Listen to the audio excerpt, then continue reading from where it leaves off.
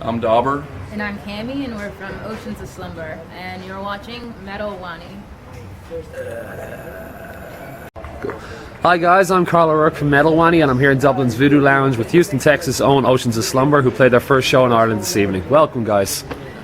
Thank you. The bill of Oceans and Slumber and Neoblivious Scars is certainly an interesting one. Both bands fall under the progressive with music that is both challenging and engaging. Would you agree with this, and how have you guys found the tour so far?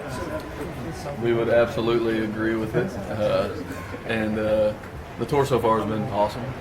It's kind of a unique bill, mixed bill every night, so it makes for a good pairing, I would say.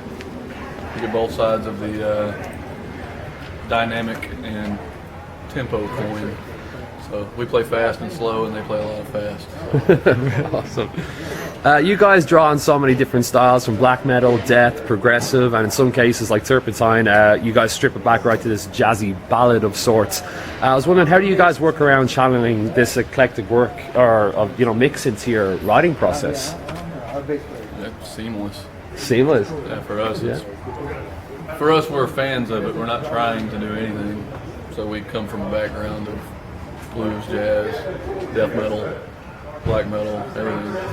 And so it's actually an effortless kind of process for you guys. Not so much channeling as that's how it comes out, because it's all the pieces that are already there for how we create in the first place.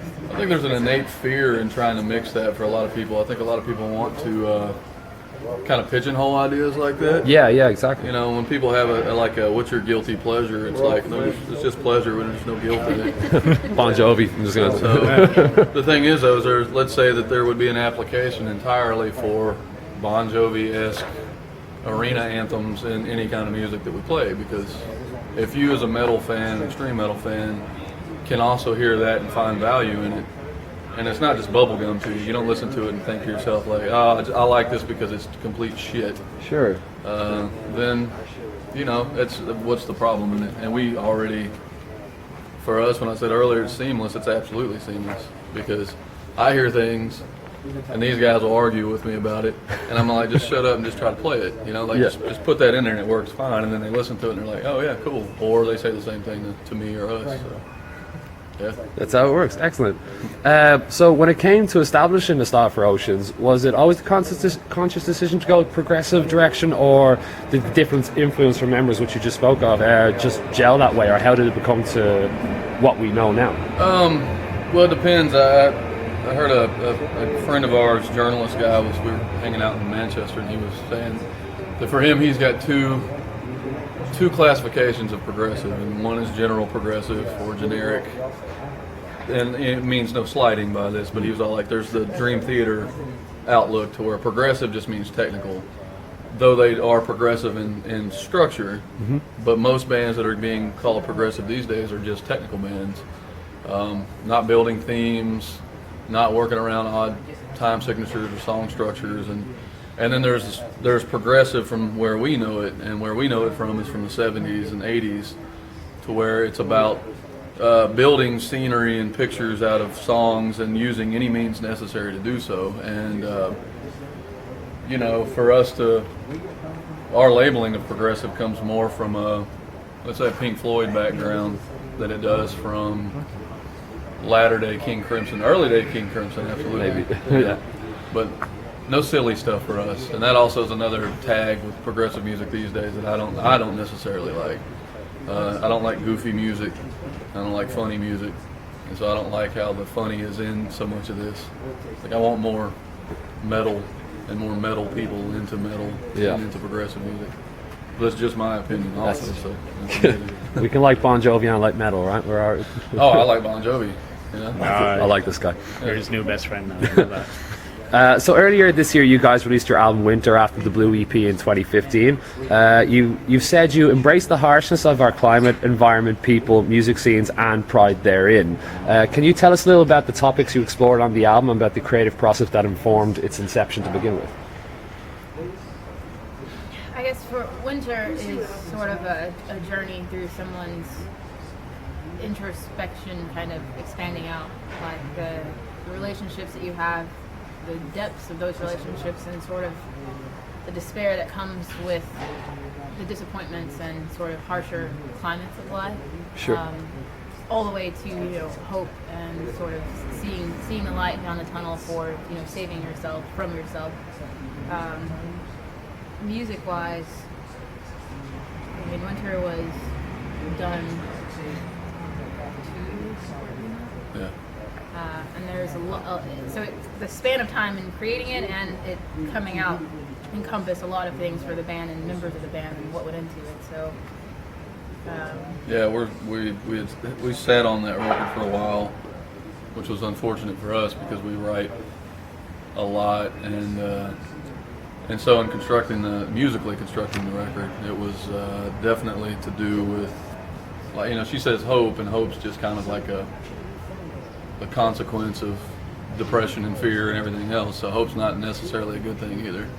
Sure. Hope is wanting things to change for better and not necessarily knowing that they are. And so we wrote a record that was about things not being good and being hopeful with the more than likely possibility of hope failing. And that's the kind of music we write. That's the kind of mindset we keep too. So pretty terrible. No. We're into heavily depressive and dark music.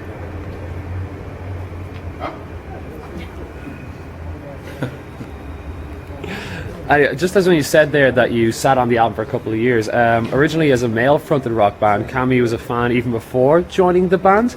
Was described as the missing piece of the puzzles. I was just wondering, can you tell us how this came to be and what finding the missing piece meant for Oceans of Slumber? I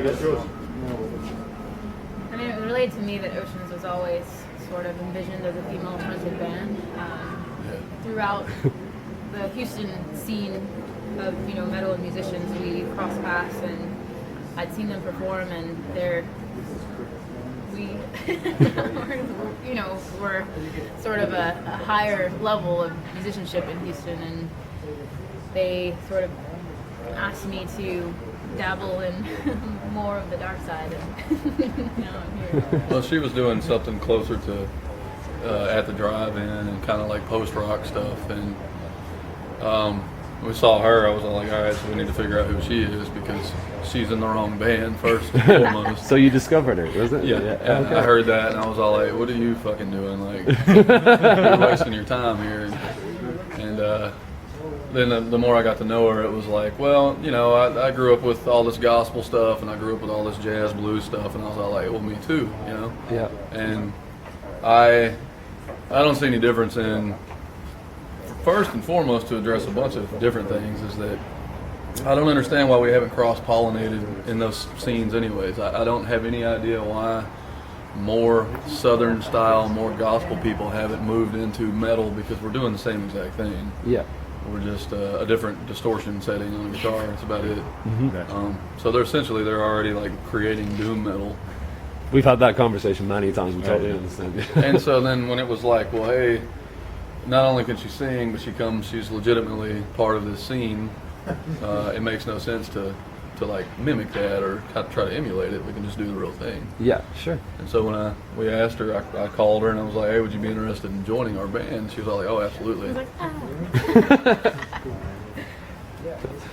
Just a couple of questions left, guys. Vocally, Cammie reworked much of the record and certainly made it her own. Did this prove to be a challenge, and what was the process in doing so for you? No. Wasn't a challenge at all? Well, I guess in letting myself sort of be consumed by the music and by what the album stood for, it took a lot of emotional effort and like psychologically stepping into something that was so heavy and was so dark, and knowing that within myself, like, those elements are there, but there's a vulnerability to like letting them out, that it was a lot that I was doing too in that amount of time. Like Blue and Winter and everything was being recorded all within simultaneously, actually. Same time frame. Yeah. So it was really long hours in the studio, and I mean, the emotion comes through because it was there. There's a lot of tears. Well, she tracked Winter in a matter of, she had about a month preparation time and completely, you know, knocked Winter out of the park. And then at the same time, she prepped all of our live session stuff for Blue, and she did Blue live in the studio with us. So in the course of 3 months, she did 2 full records worth of work, and that's within. And that was that time frame. Like, she joined the band in October, and she had retracked and done Blue by January. So she just immediately rolled right in, did her homework, and just fucking crushed the thing. So and then now that we're at this level, it's like those songs were just like kind of a momentary glimpse or a picture in time, you know. So when we did Winter, we were here. Now, if you know the record, like Winter is here, it's in a completely different place. Like, so the song, we don't sound like we do on the record. Not at all. We never will. Yeah. And that's what we do. Like, we're like an old school type of band, you know. You're coming to see personality, and you're going to get it because that's what we are. So she's evolved what she's done. We have evolved what we do. And so there's a higher level of emotional connection, which you don't get out of a lot of metal bands these days. And that's what we're looking for. Excellent. We play like fans. I love it. So finally, guys, what is next for Oceans of Slumber? All the things. All the things. More touring. More tours. We go back home. We start prepping for more like live and studio sessions. We actually just did a live. What was it for? There's an instrumental track on a Winter called "Good Life," and "Good Life" is actually a doom metal song. It's called "Doomed Life," and "Good Life" was about a best friend of mine that got killed in a motorcycle accident, and he had it tattooed across his knuckles. "Good Life." Yeah. And so I structured this song or this piece between as an interlude to basically just remember my pal, and that was also meant to be epic doom song because it's supposed to be woe and tragedy because it's a terrible fucking event. And so we did the full version of that on a live session. We did the full version, the live version of This Road on there, so it's an extended intro and huge, like, total atmospheric Pink Floyd type thing that goes into This Road. And then what has recently been released by Century Media, a live version of Sunlight. And no overdubs, and you know, it sounds better than the record, actually. Just when you stripped it back and Yeah, you did it like, yeah, awesome. you know, because we're able to perform. We can't always tour with our keyboard, our synthesizer player, because I'm the pianist and the drummer. He's the synth player. This is like his specialty is 70s and 80s, like hard electronics and shit, which is a good friend of mine and the reason why he's in the band. So we've done this, and when we go back home, we perform another set of songs for possibly a new EP, a live EP. But these are songs that haven't been heard. It's more of our super technical shit, which we haven't done in a little bit. But we also, you know, we want to let people know, like, they think that we might have went soft with this, maybe, I don't know. Like, so when they hear it, they're like, oh, it's this big, epic, atmospheric music. And it's like, no, this is what we were doing at the time, this is what we focused on. But it's only a picture. Yeah. It's only a little glimpse of what we do, and it's all Yeah. like, so we want you motherfuckers to know that, like, we didn't sell them all, you know. Yeah. We still can do this, too. Yeah. Because we still definitely come from an extreme metal background with extreme technical influences. We just didn't need to do that for Winter. So now it's back to, you're like, okay, here's this. Okay, so this, guys. So thank you, Oceans of Slumber, for joining us here today at Metal Wanny. Have a great show this evening. We wish you all the very best for the rest of your tour, guys. Thank you. No problem.